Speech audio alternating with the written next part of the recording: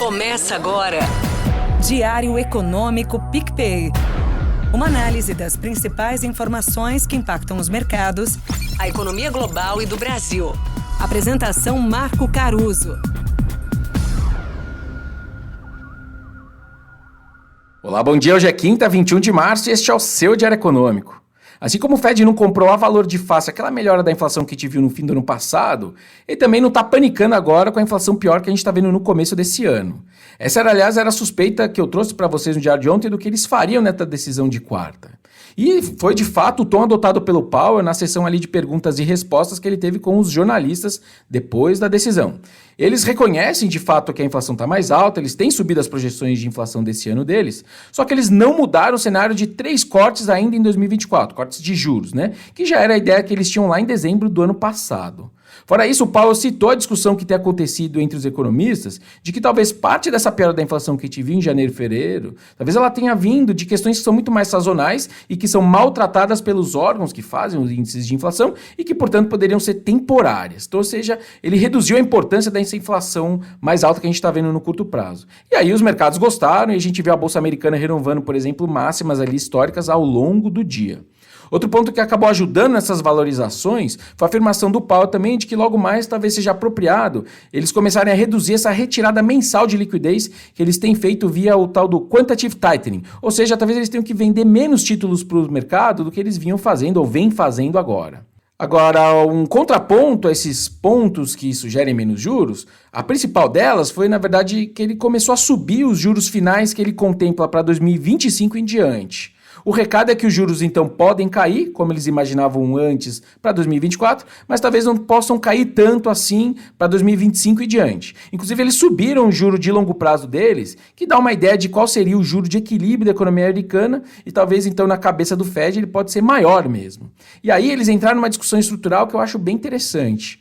O Powell vem citando o aumento das imigrações para os Estados Unidos. Elas tinham caído desde 2019, caíram mais ainda na pandemia, só que de fato desde 2021 a imigração para os Estados Unidos subiu 5,5 milhões de pessoas até agora e na verdade até já começa a superar a tendência de longo prazo. Mais imigrantes implica em maior crescimento de longo prazo de um país, porque você passa a ter mais mão de obra disponível. E, em geral, um PIB potencial mais alto, que é o que eu estou falando, também está associado a um juro neutro mais alto, daí eles terem subido esse juro de longo prazo que eu acabei de citar. Outro ponto que eu tendo a discordar do mercado é que o pessoal voltou a colocar de novo 2/3 de chance desse primeiro corte acontecer já em junho agora. Eu acho que essa probabilidade, na verdade, é menor. Se o Fed tem mais dúvidas sobre qual é o ponto final dos juros, eu acho estranho ele já estar a 2 reuniões desse primeiro movimento. Mas enfim. Sobre o Copom, a Selic segue caindo de meio ponto em meio ponto percentual por reunião, batendo agora 10,75, só que a novidade ontem na comunicação do BC foi ele sugerir uma maior prudência daqui para frente. Agora eles anteveem uma redução de meio ponto para a próxima decisão, mas não mais para as próximas decisões, ou seja, ele voltou para o singular, não fala mais do plural. Essa prudência extra veio do aumento da incerteza que eles estão vendo e da necessidade de ter mais flexibilidade, portanto, na condução da política monetária. Incerteza essa, aliás, que deve ser melhor explicada na semana que vem, na ata, mas, de qualquer forma, o texto de ontem já sugere que está se dando tanto lá fora quanto na conjuntura doméstica dessa vez. Agora, um ponto interessante é que, apesar dessa precaução toda que eu estou citando, eles afirmaram que o cenário base não mudou. Então, o jeito de combinar esse bate-a-sopra das comunicações dele é imaginar que eles ainda querem chegar numa mesma Selic final, que se contemplava antes, mas eles querem abrir a opção de talvez chegar lá a passos mais lentos. É como dizem, né? Num quarto mais escuro, é melhor andar mais devagar para não tropeçar. No meu entendimento, o resultado final do comunicado, então, do Copom é um pouco mais rígido, um pouco mais duro do que a curva de juros vinha precificando. Então eu espero uma leve piora da nossa renda fixa em investimentos mais curtos hoje.